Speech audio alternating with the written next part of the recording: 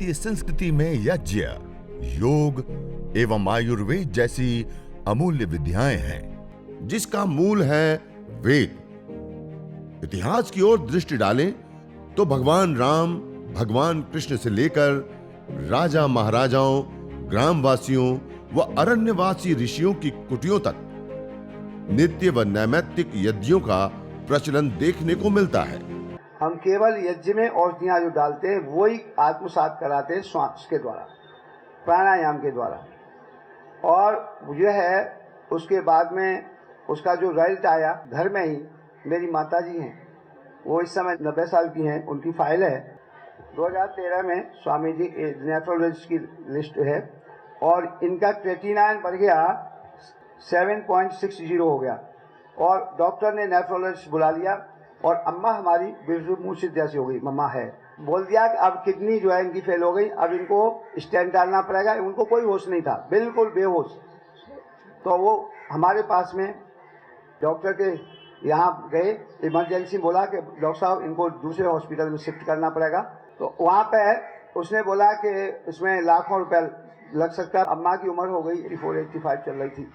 तो हमने डिसाइड किया सभी भाइयों ने, वकील साहब है मेरे छोटे भाई, तो उन्होंने ये कहा कि अभी आप जैसे बोलें वैसे करें। मैंने इनको डिस्चार्ज करो और हम जो है अपने केंद्र पर ही ले जाते हैं। वहाँ पर से हम रात में 12 बजे लेके आए व्हील चेयर पर और अम्मा को कोई होश नहीं था। हमने 2 टाइम उनके बेड के पास हवन करते थे। अम्मा को निरंतर 15 दिन तक हम ये करते रहे। दोबारा टेस्ट करवाया हमने तो क्रेटिनाइन डाउन हो गया और फिर 15 दिन के बाद कराया तो 0 आ गया, क्रेटिनाइन 0 इसमें रिपोर्ट में है। तब हमें विश्वास हुआ कि ये बड़ी ज़बरदस्त चीज़ है, ये टॉक्सिन्स को निकालने वाली चीज़ है और ये विषाणु जो भर जाते हैं शरीर में, ये इसका प्रमाण है। इसलिए पहला मैं प्रमाण इसलिए दे रहा हूँ कि ये मेरा प्रत्यक्ष अनुभव है। तो इस तरह से हमारी अम्मा स्वस्थ हुई और आपके सामने अब 91 चल रहा है अम्मा का और अभी हमारे बीच में स्वस्थ हैं। तो ऐसे इस तरह का जो है ये राइट आपके सामने प्रस्तुत है। यह यज्ञ चिकित्सा, यह हवन चिकित्सा, यह होम चिकित्सा बहुत ही उत्तम और बहुत ही श्रेष्ठ है और इसमें अलग अलग रोगों के लिए अलग अलग द्रव्यों का विशेष रूप से आहुति देना, होम करना, हवन करना, और उसके लिए हमने एक पूरा क्रम बनाया कि कौन से रोग में कौन सी जड़ी बूटियों का हम प्रयोग करें। और उसके लिए भी विशेष रूप से हमने आज, क्योंकि सब लोगों को ये पदार्थ उपलब्ध होना बड़ा मुश्किल हो जाता है कि कोई कहीं कहीं और बहुत महंगा भी हो जाता है, तो उसके लिए आज हमने अलग अलग रोगों के अनुसार अलग अलग हवन सामग्रियों का भी निर्माण किया है। जैसे अभी हमारे पास ये पतंजलि आस्था हवन सामग्री और पतंजलि दिव्य हवन सामग्री, ये 2 हवन सामग्री।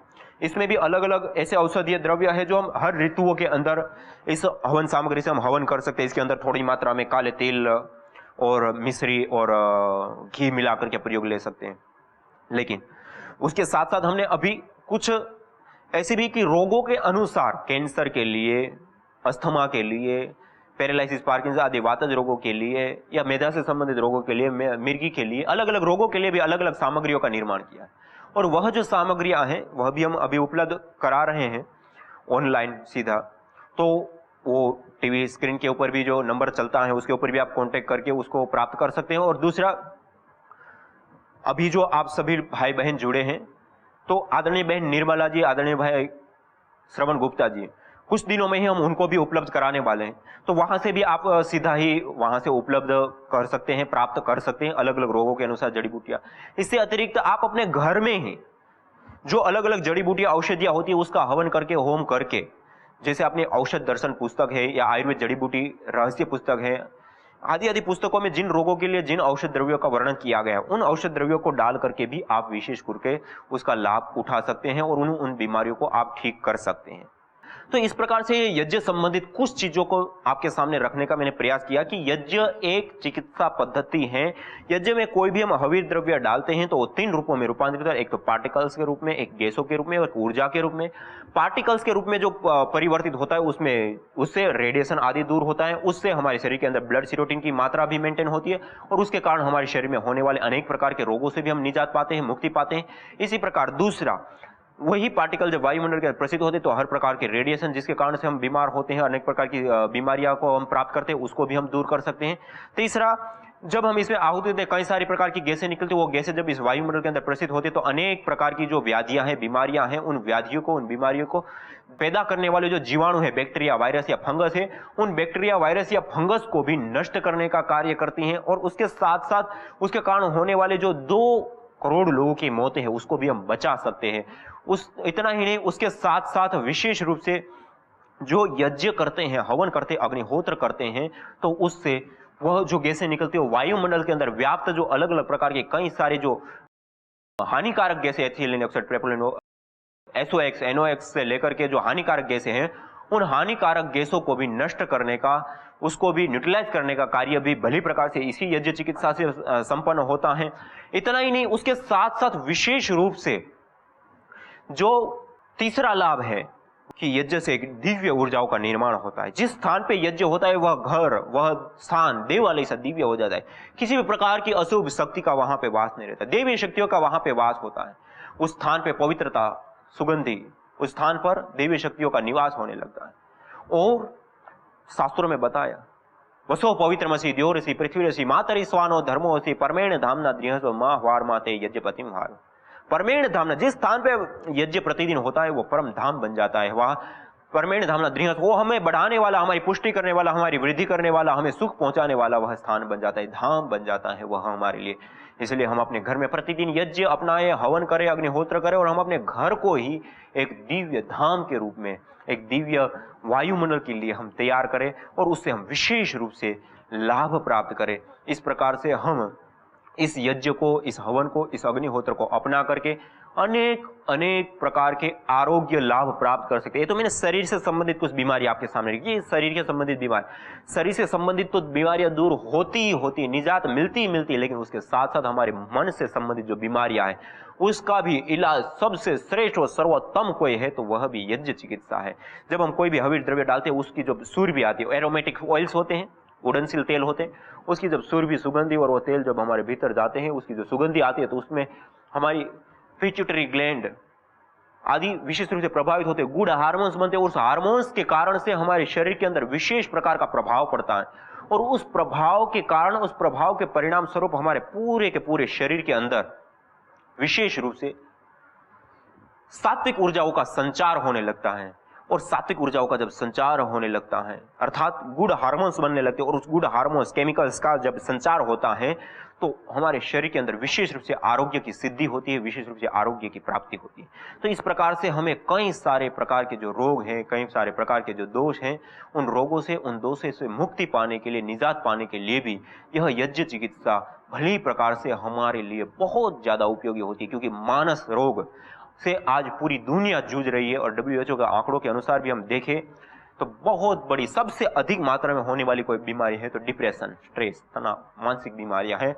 और उन मानसिक बीमारियों के कारण ही अनेक प्रकार की अन्य बीमारियां भी प्राप्त होती है और उन बीमारियों से हम अनेक प्रकार के रोगों से गिरते हैं और अनेक प्रकार की हमारे जीवित। और हम जब इसमें हविर द्रव्यों की आहुति देते हैं, चाहे वह घृत है, चाहे वह चंदन आदि है, तो उसके अंदर विशेष परफराल आदि तत्व होते हैं। परफराल तत्व होता है सोमनस्यकारी, और वो उसकी जब हम आहुति देते हैं तो उससे जो गंध आती है वो सोमनस्य, और हमें मन की आह्लादितता मिलती है, हमारा मन प्रसन्न होता है, शांत होता है, सहज होता है, एकाग्र होता है और हमारी मन की पवित्रता बढ़ती है। और भी कई सारे ऐसे मनोचिकित्सक भी इसके प्रभाव होते हैं और कई सारे लाभ मिलते हैं। तो ये कुछ चिकित्सा की प्रभाव आपके सामने रखे, चिकित्सा को ये प्रभाव बताने का मैंने प्रयास किया। अब आइए हम सब लोग मिल करके इस यज्ञ को, इस हवन को, इस अग्निहोत्र को हम सिद्ध करते हैं। यज्ञ करने के लिए पहले सीधे बैठते हुए 3 बार पावन ओंकार का अर्थात मंगलाचरण करते हैं। तो आइए 3 बार पावन ओंकार का उद्घोष करेंगे हम सब लोग मिल करके।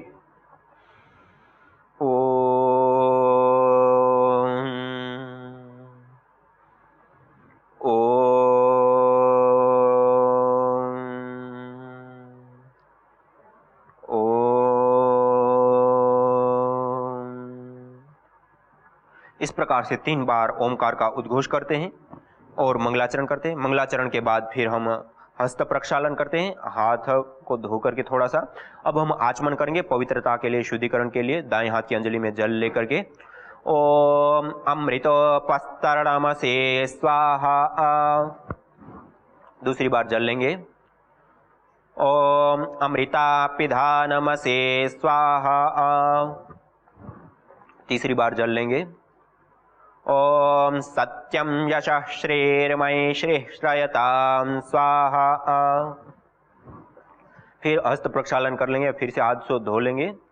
इस प्रकार से यह विशेष रूप से 3 बार आचमन करते हैं। फिर अंग स्पर्श, दाएं हाथ की अंजलि में जल लेने के बाद अब बाएं हाथ की अंजलि में हम जल लेते हैं और बाएं हाथ की अंजलि में जल लेके और दाएं हाथ की मध्यमा और अनामिका 2 उंगलियों का जल में स्पर्श करते हुए एक एक अंग का हम स्पर्श करते हुए पवित्रता के लिए, शुद्धिकरण के लिए ओम वांग्म आस्यस्तु, ओम नसोर्मे प्राणोऽस्तु, ओम अक्ष्णोर्मे चक्षुरस्तु, ओम कर्णयोर्मे श्रोत्रमस्तु, ओम बाह्वोर्मे बलमस्तु, ओम ऊर्वोर्म ओजोऽस्तु, ओम अरिष्टानि मेंगानि तनुस्तन्वा मे सहसन्तु।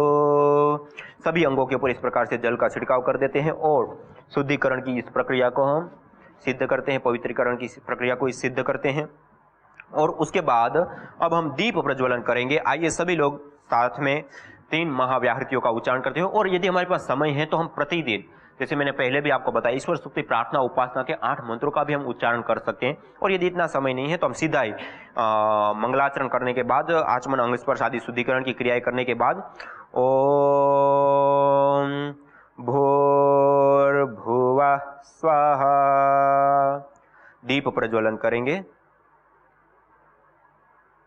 दीप प्रज्वलन करने के बाद हम जो अपने पास कपूर रखा हुआ है, कपूर की एक टिकिया ये हमारे पास है, कपूर की टिकिया को शुरू में रखते हुए उसको प्रदीप्त करते हुए वेदी के मध्य में अग्नि को स्थापित करेंगे। ओम भूर्भुवः स्वर्योरिव भूम्ना पृथिवीव वरिम्ना तस्या आस्ते पृथिवी देव यजनि पृष्ठे अग्निमन्नादमन्नाद्यायादधे। इसको वेदी के मध्य में रख देते हैं और उसके ऊपर थोड़ा सा घृत आदि की जो आवश्यकता पड़े या एक छोटी सी समिधा हम लगा दे, आदि आदि क्रियाओं को हम संपन्न कर सकते हैं।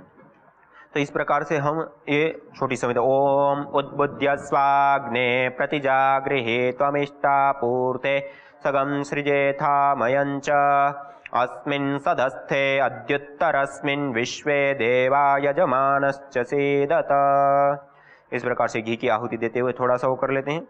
और अब हमारे पास जो समिधा है उसके ऊपर थोड़ा सा घृत का सिंचन करते हुए, घृत को थोड़ा सा लगाते हुए अब हम विशेष रूप से 3 समिधाओं का आदान करेंगे। ओम अयंत एद्म आत्मा जात वेदस्तेनेध्यस्वर्धस्व चेद्धवर्धय चास्मान् प्रजया पशुभिर्ब्रह्म वर्चसे नान्नाद्येन समेधय स्वाहा। इदमग्नये जातवेदसे इदन्न मम। ओम समिधाग्निं दुवस्यत घृतेर्बोधयतातिथिं आस्मिन् हव्या जुहोतन सोऽसमिद्धाय शोचिषे घृतं तीव्रं जुहोतन अग्नये जातवेदसे स्वाहा। इदमग्नये जातवेदसे इदन्न मम। ओम तन्त्वा समिद्भिरङ्गिरो घृतेन वर्धयामसि बृहच्छोचायविष्ठ्य स्वाहा। इदमग्नये अङ्गिरसे इदन्न मम। ओम अयन्त एद्म आत्मा जातवेदस्तेनेध्यस्वर्धस्व चेद्धवर्धय चास्मान् प्रजया पशुभिर्ब्रह्म वर्चसे नान्नाद्येन समेधय स्वाहा। इदमग्नये जातवेदसे इदन्न मम। ओम अयन्त एद्म आत्मा जातवेदस्तेनेध्यस्वर्धस्व चेद्धवर्धय चास्मान् प्रजया पशुभिर्ब्रह्म वर्चसे नान्नाद्येन समेधय स्वाहा। इदमग्नये जातवेदसे इदन्न मम। ओम अयन्त एद्म आत्मा जातवेदस्तेनेध्यस्वर्धस्व चेद्धवर्धय चास्मान् प्रजया पशुभिर्ब्रह्म वर्चसे नान्नाद्येन समेधय स्वाहा।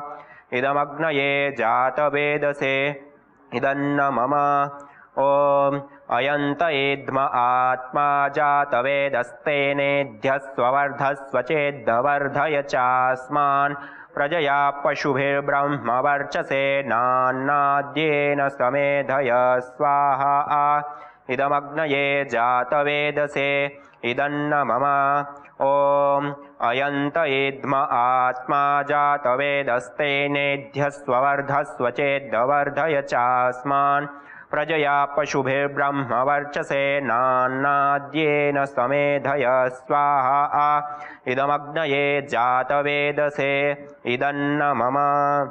यह पंचघृत आहुति प्रदान करके अग्नि को हम विशेष रूप से प्रदीप्त करते। फिर हमारे पास जो कलश में जल रखा है उससे पहले पूर्व दिशा में, फिर पश्चिम दिशा में, फिर उत्तर दिशा में और उसके बाद वेदी के चारों दिशाओं में अब हम जल सिंचन करेंगे। ओम अदितेनुमन्यस्व, ओम अनुमतेनुमन्यस्व, ओम सरस्वत्येनुमन्यस्व, ओम देवसवितः प्रसुवयज्ञं प्रसुवयज्ञपतिं भगाय दिव्यो गंधर्वः केतपुः केतं नः पुनातु वाचस्पतिर्वाचन्नः स्वदतु। वेदी के चारों दिशाओं में जल सिंचन कर देते हैं और उसके बाद ईशान कोण की ओर दीपक और कलश दोनों को छोड़ देते हैं और उसके बाद अब आघारावाज्य भाग आहुति प्रदान करते हुए यज्ञ को हम और आगे बढ़ाते हैं। ओम अग्नये स्वाहा इदमग्नये इदन्न मम।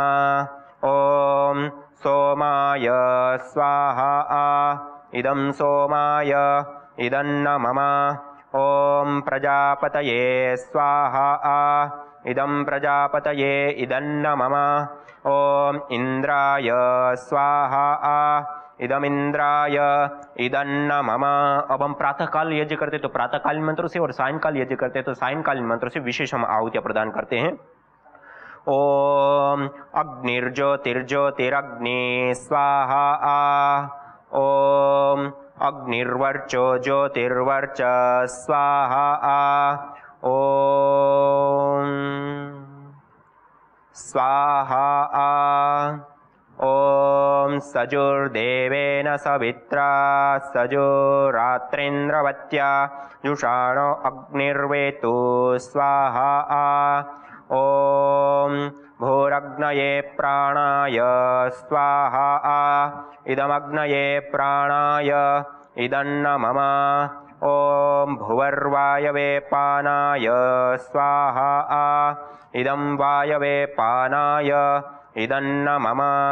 ओम स्वरादित्याय व्यानाय स्वाहा इदमादित्याय व्यानाय इदन्न मम। ओम भूर्भुवस्वरग्निवायवादितेभ्यः प्राणापानव्यानेभ्यः स्वाहा इदमग्निवायवादितेभ्यः प्राणापानव्यानेभ्यः इदन्न मम। ओम आपो ज्योतिरसोमृतं ब्रह्म भूर्भुवस्वरों स्वाहा। ओम या मेधां देवगणः पितरश्च उपासते तया मामद्य मेधयाग्ने मेधाविनं कुरु स्वाहा। ओम विश्वानि देव सवितर्दुरितानि परासुव यद्भद्रं तन्न आसुव स्वाहा। ओम अग्नेनय सुपथाराये अस्मान् विश्वानि देव वयुनानि विद्वान् युयोध्यस्मज्जुहुराणमेनो भूयिष्ठान्ते नमौक्तिं विधेम स्वाहा। यह हमारे यज्ञ की 16 आहुतियां पूर्ण होगी और अंतिम में एक ही मंत्र का 3 बार उच्चारण करते हुए ओम सर्वं वै पूर्णगं स्वाहा। ओम सर्वं वै पूर्णगं स्वाहा। ओम सर्वं वै पूर्णगं स्वाहा। इस प्रकार से यह यज्ञ हवन अग्निहोत्र इतना संपन्न हो गया। कितने मिनट लगे? 5 मिनट। जो हम यज्ञ करते हैं 5 मिनट में ये यज्ञ हमारा संपन्न हो जाता है। और उसके बाद यदि हमारे पास समय है तो भजन कर सकते हैं, प्रार्थना कर सकते हैं, स्वाध्याय कर सकते हैं, सत्संग कर सकते हैं, या जो हमारे पास अनुकूलता है उसके अनुसार उन समय का हम उसमें सदुपयोग करें। और नहीं तो अंतिम में इतना ओम सर्वे भवन्तु सुखिनः सर्वे सन्तु निरामयाः सर्वे भद्राणि पश्यन्तु मां कश्चित् दुःखभाग् भवेत्। इस प्रकार संपूर्ण विश्व की मंगल कामना करते हुए हम विशेष रूप से इस यज्ञ को संपन्न कर सकते हैं। और अंतिम में 3 बार ओम शांति शांति शांति। हे परमपिता परमेश्वर, हे ईश्वर, हे जगदीश्वर, हमें आध्यात्मिक, आधिदैविक और आधिभौतिक तीनों प्रकार के तापों से, तीनों प्रकार के दुखों से हमें मुक्ति प्रदान कीजिए। ओम शांति शांति शांति ओम। इस प्रकार से यह यज्ञ, हवन, अग्निहोत्र हमारा यहाँ पे संपन्न हो जाता है। इस प्रकार से हमें प्रतिदिन इस यज्ञ को, इस हवन को, इस अग्निहोत्र को अपने घर में करना होता है। इसको करने से जिस वायुमंडल के समुद्र के अंदर हम श्वास लेते हैं, वायुमंडल पवित्र होता है, शुद्ध होता है, सुगंधित होता है, रोग निवारक बनता है, मेडिकेटेड बनता है और जीवनी शक्ति से युक्त होता है। और उस वायुमंडल के अंदर रहने से हमारे शरीर के अंदर वात, पित्त, कफ का संतुलन, हमारा शरीर ऊर्जान्वित रहता है, हमारी इंद्रियों की शक्तियाँ बढ़ती है और हमें दीर्घायुष्य प्राप्त होती है। इसलिए वेदों ने भी कहा आयुर्यज्ञेन कल्पताम, यज्ञ के माध्यम से हमारी आयु शुद्ध और लंबी होती है। और इतना ही नहीं, हम जिस धरती पर आते हैं तो कई सारे प्रकार के ऋणों से, मातृ ऋण, पितृ ऋण, ऋषि ऋण से लेकर के अनेक प्रकार के ऋणों से हम ऋणी हो जाते हैं। जब हम यज्ञ, हवन, अग्निहोत्र आदि क्रियाएं करते हैं तो उन ऋणों से भी हम उऋण हो जाते हैं। और विशेष रूप से इसको कोई मत पंथ संप्रदायों में बांटने की नहीं, अपितु जीव मात्र को यह करने की एक विधा और विद्या है, क्योंकि इससे संपूर्ण संसार का कल्याण होता है। यज्ञ से जड़ जगत के ऊपर भी प्रभाव होता है और चेतन जगत के ऊपर भी प्रभाव होता है। अयम यज्ञो विश्वस्य भुवनस्य नाभि, यह यज्ञ संपूर्ण भुवन की, इस ब्रह्मांड की नाभि के रूप में है। जैसे माता के गर्भ में हम होते और हमारा नाभि से पोषण होता है, ऐसे इस यज्ञ से, हवन से इस देवीय शक्तियों का पोषण होता है। अग्नि, वायु, जल, पृथ्वी आदि सभी प्राकृतिक तत्वों का शोधन होता है, पोषण होता है, संतुलित होते हैं। और इन प्राकृतिक पदार्थों से, इन पंच तत्वों से ही हमारा यह तन बना है, इन पंच तत्वों से ही हमारा ब्रह्मांड बना हुआ है, प्रकृति बनी हुई है। और इन पंच तत्वों की ही यथास्थिति से हमारा स्वास्थ्य उत्तम होता है। अतः हमारा स्वास्थ्य के लिए, हमारे जीवन का अभिन्न अंग है यह प्रकृति। इन पंच तत्वों को हम विशेष रूप से पोषित, संरक्षित करने के लिए हमारे ऋषियों ने एक अति उत्तम विधा और विद्या हमें प्रदान की है, यज्ञ। उसको हम अपनाएं। कई लोग इसको मत पंथ संप्रदायों में बांटते हैं, मान्यताओं में बांटते हैं कि ये ब्राह्मणों का विषय है, यह केवल एक पुजारियों का विषय है। नहीं, ये जीव मात्र का विषय है। चाहे वो हिंदू हो, सिख हो, ईसाई हो, मुसलमान हो, चाहे कोई भी मत पंथ संप्रदाय को मानने वाला हो, कोई भी मान्यता को मानने वाला, कोई भी विचारधारा का व्यक्ति हो, कोई भी अवस्था वाला व्यक्ति हो, चाहे वो बालक हो, चाहे वो युवा है, चाहे वो वृद्ध हो, चाहे कोई भी देश में रहने वाला हो, चाहे कोई भी वर्ग का हो, मध्यम वर्ग, गरीब वर्ग या अमीर वर्ग का हो, मनुष्य मात्र इस वायु मंडल के अंदर श्वास लेता है। मनुष्य मात्र इन्हीं 5 तत्वों का प्रयोग होता है। जीव मात्र एक ही धरती पर हम विचरण करते हैं, एक ही आकाश मंडल के नीचे हम बसते हैं, एक ही वायु में हम श्वास लेते हैं, एक ही जल का हम पान करते हैं। हम सब समान हैं और जीव मात्र के लिए इन पंच तत्वों का प्रयोग समान रूप से हम कर रहे हैं। और इन पंच तत्वों की यथास्थिति बनाने के लिए यह यज्ञ से उत्तम इस धरती पर कोई विधा और विद्या नहीं। तो आइए हम सब मिलकर के इस यज्ञ को अपनाएं। यज्ञ को अपना करके अपने तन के, मन के रोगों से तो निजात पाए, मुक्ति पाए ही, लेकिन उसके साथ साथ इस पर्यावरण को भी पोषित करें, इस पर्यावरण को भी संरक्षित करें, इस पर्यावरण में भी संतुलन स्थापित करें। और उसके साथ साथ पूरे संसार को यज्ञीय बनाते हुए हम पूरे संसार में सुख लाभ को सिद्ध करें। आज इतना ही। इसी के साथ आप सभी साधक योगी भाई बहन, जो बहन सरिता जी के साथ जुड़े हुए हैं, और आज हम सब लोगों को मिलकर के इस यज्ञ को करने का, हवन को करने का, अग्निहोत्र को करने का हम सबको अवसर मिला है। और आपको कुछ कुछ जानने का भी अवसर मिला यज्ञ चिकित्सा के विषय में, और भी बहुत सारी चीजें, और आप जानना चाहते हो, जैसे मैंने कहा, आप शिविर में भी शामिल हो सकते हैं। तो आज इतना ही। इसी के साथ आप सभी योगी साधक भाई बहनों को मैं सादर नमस्ते करते हुए एक निवेदन करना चाहता हूं कि आप अपने घर में, अपने जीवन में प्रतिदिन इस यज्ञ रूपी पारसमणि को अपनाएं। आप देखिए अपना जीवन कैसा बदलेगा, आपका स्वास्थ्य उत्तम होगा, आपका तन, मन और ये पर्यावरण सब कुछ संतुलित होगा। आप अपने घर में प्रतिदिन यज्ञ अपनाएं। योग से पूर्व में आप इस यज्ञ को अवश्य करें। यज्ञ पूर्वक जब आप योग करेंगे तो आप देखेंगे ऐसा अद्भुत चमत्कारिक लाभ मिलता है। इस व्याधियों से तो मुक्ति मिलती ही मिलती है, लेकिन उसके साथ साथ समाधि से भी आपका चित्त सहज रूप से युक्त हो जाएगा। ऐसी देवीय विद्या, देवीय चिकित्सा यह यज्ञ है, हवन है, अग्निहोत्र है। आज इतना ही। इसी के साथ आप सभी योगी साधक भाई बहनों को सादर नमस्ते, सभी को प्रणाम। ओम। मेरे को शुगर का बीमारी था, वो 400-500 था, अभी 100 से केवल यज्ञ से ठीक हुआ। यज्ञ से ठीक हुआ। देखो ये यज्ञ से 500 रहती थी, 500 रहते थे। 500 रहती थी डायबिटीज, वो 10 गोली लेती थी। 10 गोली लेती थी माता जी। मेरा जो मैं सोचा ना वो सब कुछ यज्ञ से मेरा ठीक हो गया।